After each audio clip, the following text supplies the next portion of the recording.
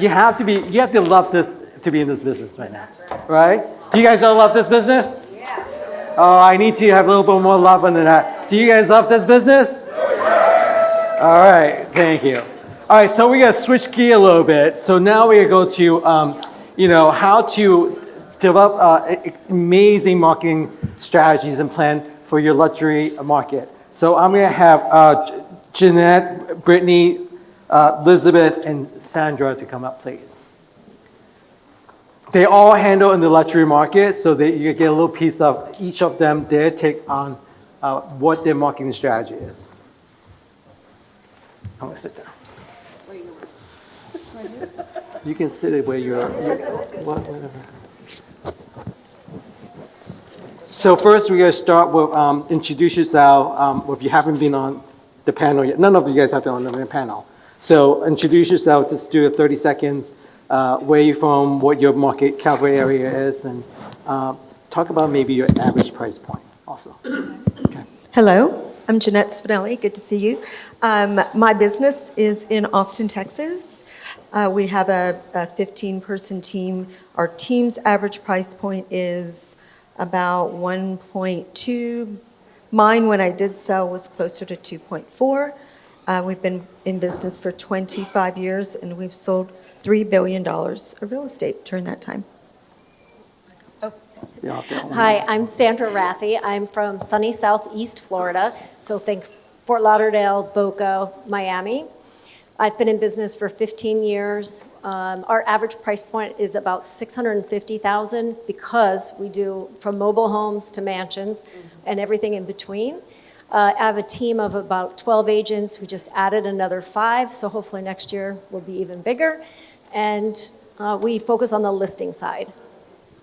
I'm Brittany Stewart from Dallas, Texas, and I've been in business 20 years. I started very young, in case those of you are calculating ages. And I have a team of 14 right now. My average price point for myself is about $840, and I have a small team. We've done 125 deals so far this year. So.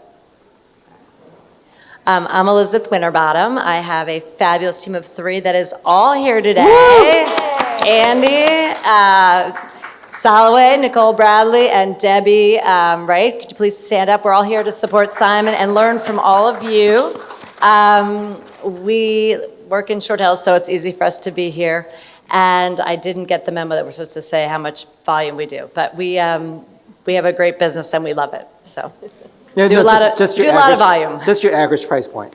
I don't know. Our average price point is probably between 2 and 3 million. Okay, perfect. Yeah.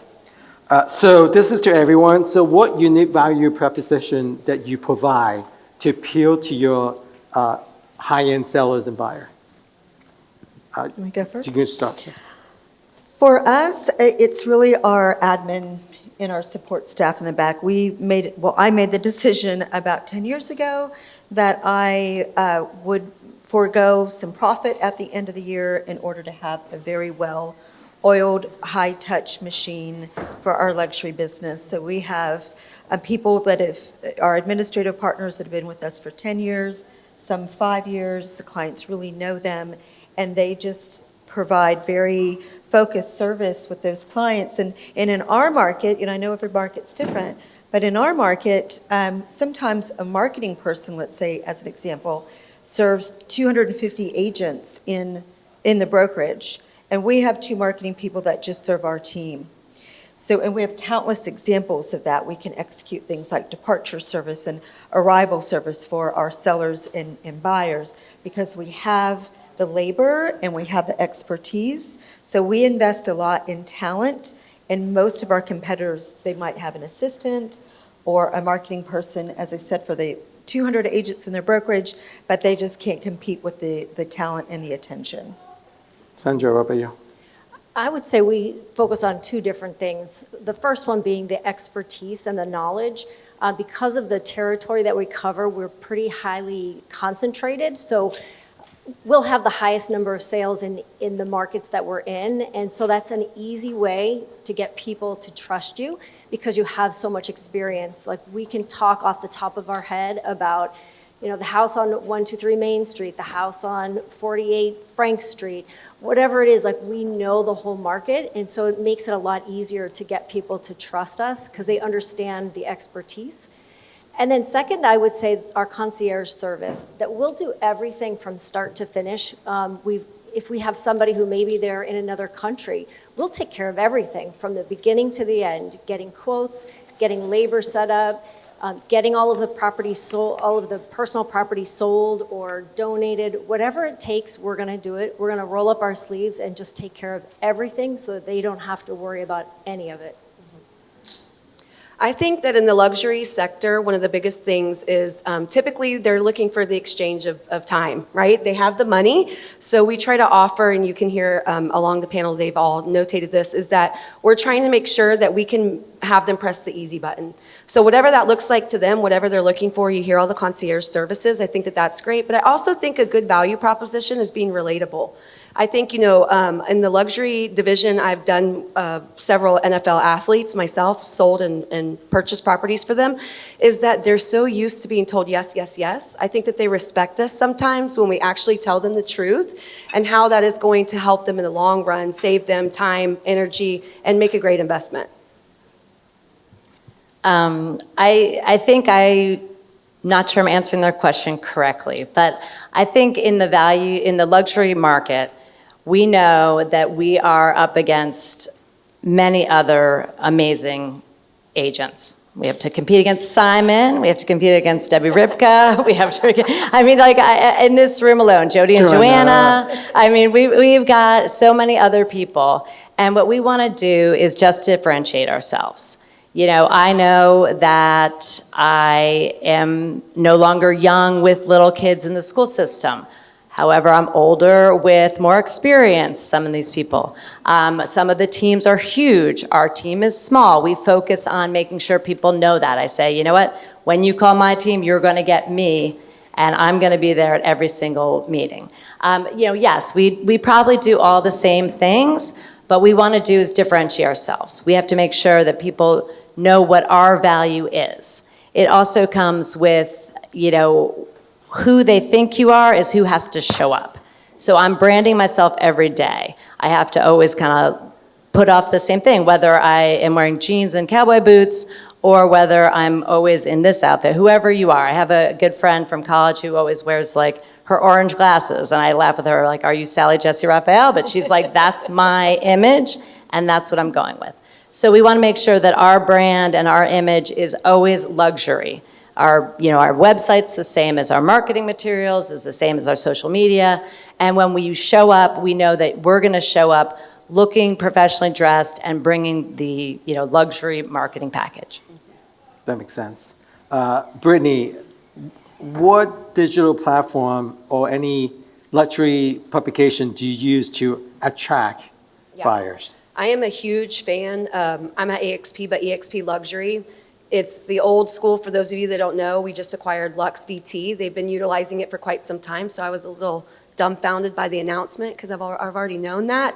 But it's that is hands down. I win listing appointments day over day with that. So it's things like the Robb Report, the Barron's, Wall Street Journal Online, making sure that you have something to differentiate yourself from a traditional listing versus a luxury listing is huge because we're just trying to sell the house, right? The only way to do that is to gain exposure through marketing. That's what the seller wants to know, that you have an actionable strategy to get their house sold. So I'm a huge fan.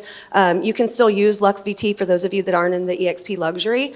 And they have a package that comes through with YouTube and like the other platforms that I mentioned. But that seems to get the best exposure online in addition to the international reach. Sandra, what about you? I think she said them all. Okay, good. Yeah, for the most part, the same Do you do the same thing? Okay. Wall Street Journal, absolutely. That's for us in our location because we have a lot of people moving from here to Florida. So I would say we get a lot of traction that way. And then, social media is huge for us. Not that I think it's selling the properties, but it's selling us to the sellers and to the other sellers that are looking into us. So it's all things that we're doing that are supporting our image and what we're doing with the properties. Not necessarily is it attracting the buyers. So this is to everybody. So what high touch in a way that you create a personalized experience to appeal to your buyer and seller? What do you do to make sure the experience is there? You can go. I briefly mentioned a minute ago about arrival and departure service. So arrival services for buyers, departure service for sellers. And I think like Sandra just touched on, this is what I tell the team, we'll do anything that's not illegal, immoral, or unethical. So that pretty much takes care of everything.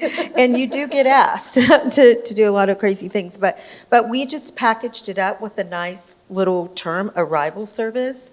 And we use that in our buyer presentations. We use the term departure service for our seller presentations. I think you could fit anything in those columns. For some reason, they just like that. It just appeals to them. They don't even know what it means.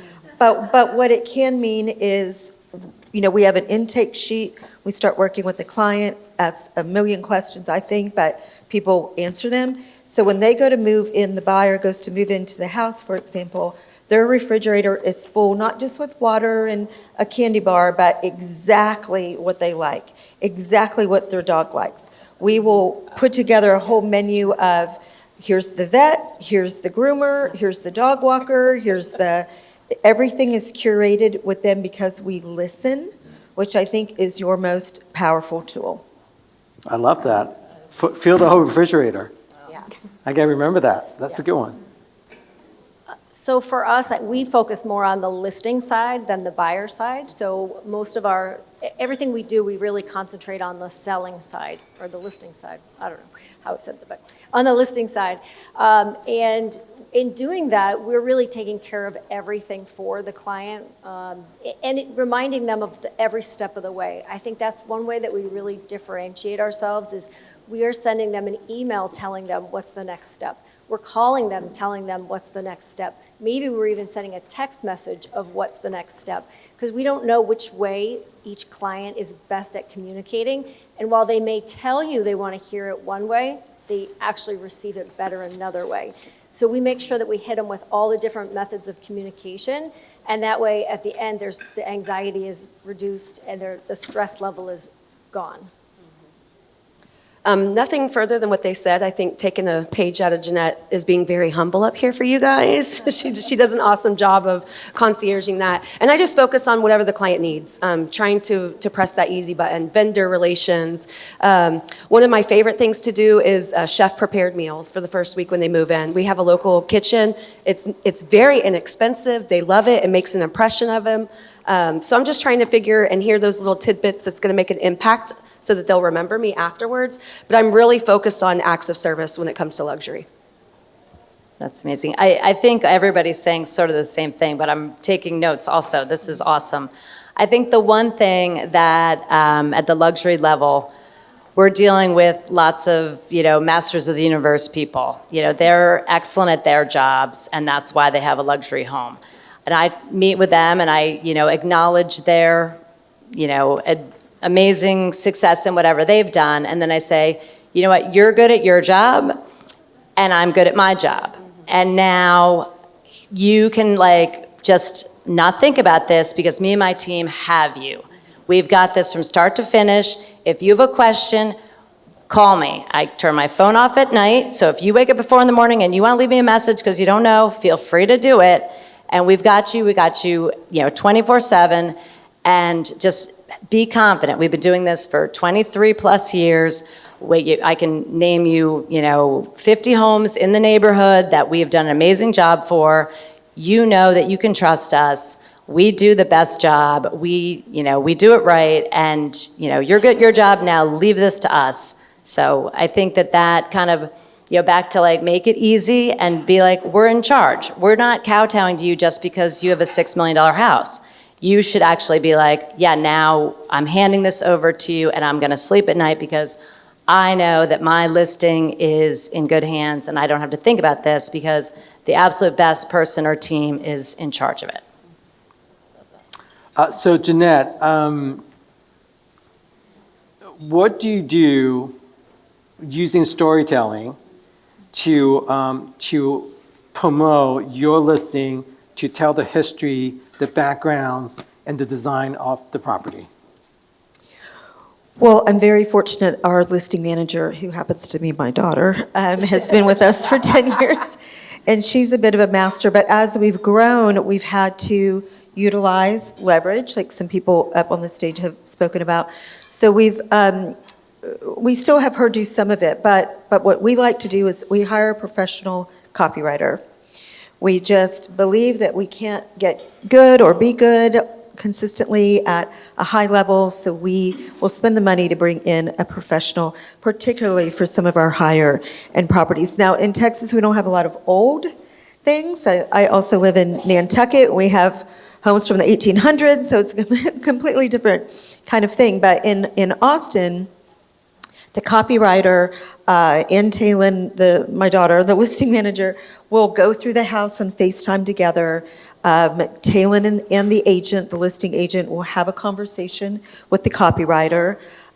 It's all recorded. She takes notes, references the recording, and then comes back with some amazing stuff. And there's so much talent out there, you all, for all of that type of thing, that it's such an easy. I always like to, when we do these things, I like to give you something that you could actually implement without a whole lot of expense or work. This aspect takes a little bit of prep. I mean, you have to find the right person. You have to find the right fit. If I just have 1 second, want to give you something that you could do related to our last question that sellers love and it brings you business is on Etsy, you can find people that will hand paint bottles of Veuve. And we hand paint the bottle, not we, they hand paint the bottle with the house that they bought or the house that they sold, depending on the buyer or seller. It always sits in their bar. We've gotten so much business from those things. So that's you can do it today tip. Can I give the poor man's version of what Jeannette just said? So we print wine labels, so we do the same thing, and they love that with a picture of the house on. But I use Otter, which is the AI app, in all of my listings. And so I have virtual assistants, and I use the heck out of Gemini, which is Google's AI. So I Otter the property as I'm walking through. I'm literally speaking. It picks up accents, dialects, speakers, everything, types everything out, and then my VA will then compile that information and put it into Gemini, and they'll curate listing descriptions and presentations. Another little tidbit that I use, listen, I've been doing this a long time, but I don't know everything, especially in these luxury properties. I use Google Lens a lot. I'm one of those people that you guys hate that's an Android user, but I love my Google, because Google Lens, I can take a picture of a material and search it, and it tells me what kind of marble or wallpaper, or tries to give me some sort of sample. So that's the poor man's version of what Jeannette said. I love my Android. Yay, Simon. Yeah, absolutely. So this is to all of you guys.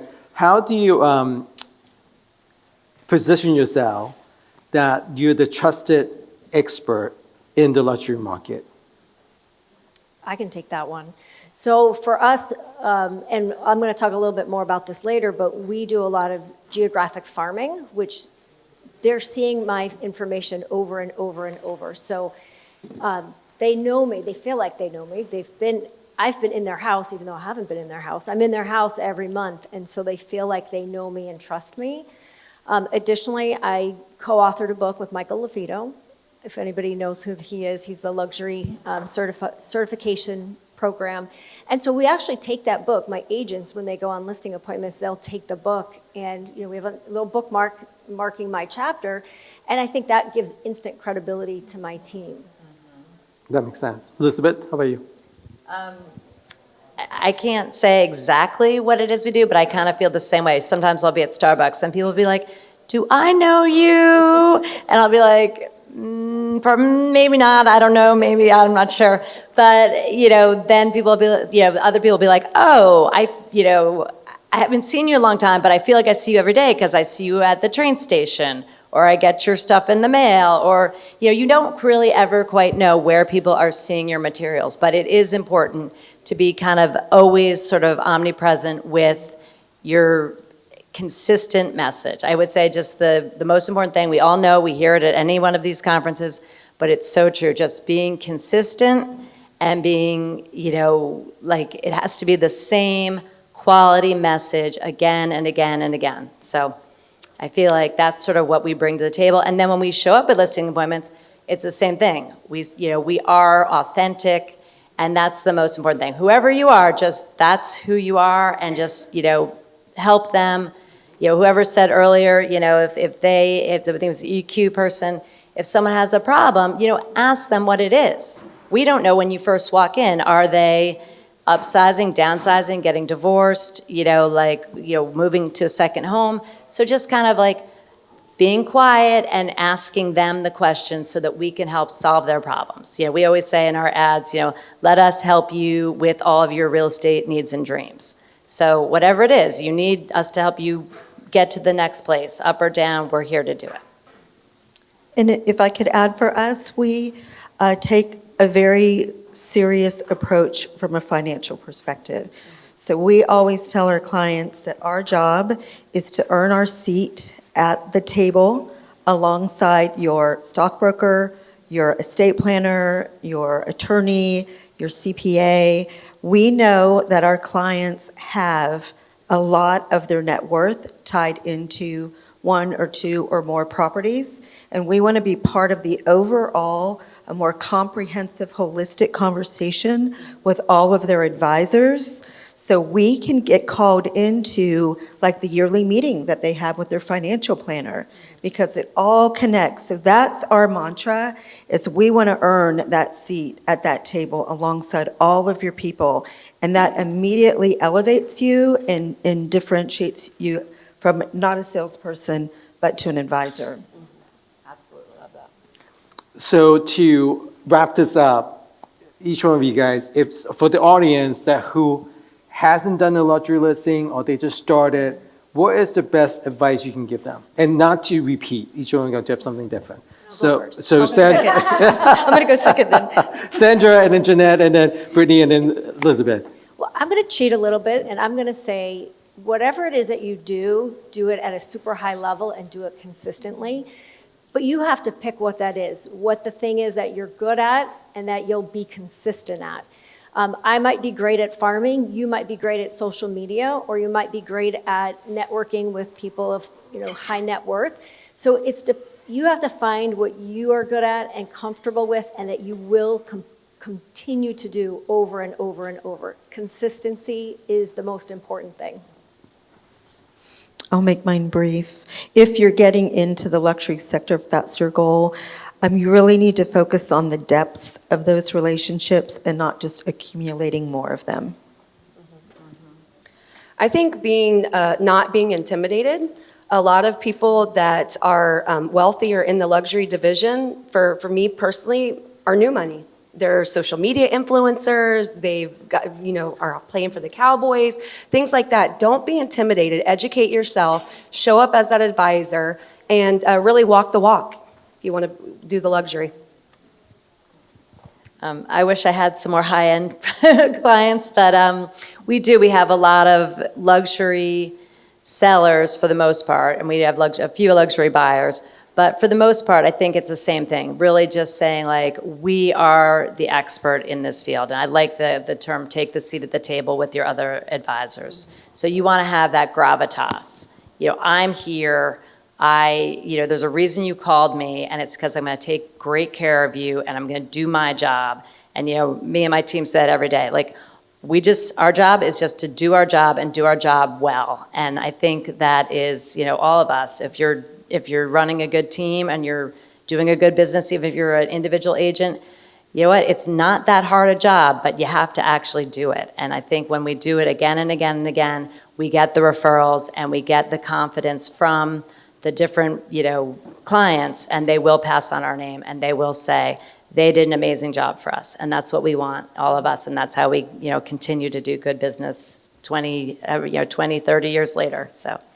At every price point. Yeah, at Every price point. That doesn't have to do with just luxury, right? Right. But also being consistent at everything you do.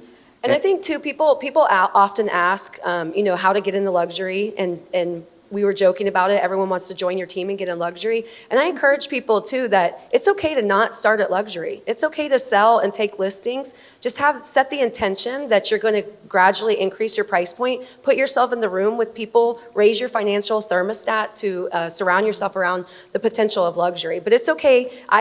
You were joking too. I have an $18,000 listing right now. Like I'll take it all. So don't be intimidated by that. Just stay consistent on trying to amp up your price point. And also to build your confidence up at the same time, Yeah, right? yeah. So start at a certain point, you can always build yourself up. And you don't know where that leads to. Exactly. Like somebody else You never know who mentioned. someone wearing sweatpants may be your next $4 million buyer or seller, right? Someone might win the lotto, you Right, know? exactly. But thank you so much, Thank you, amazing Simon. ladies. So as we before we start, just to have a little short break to do lunch,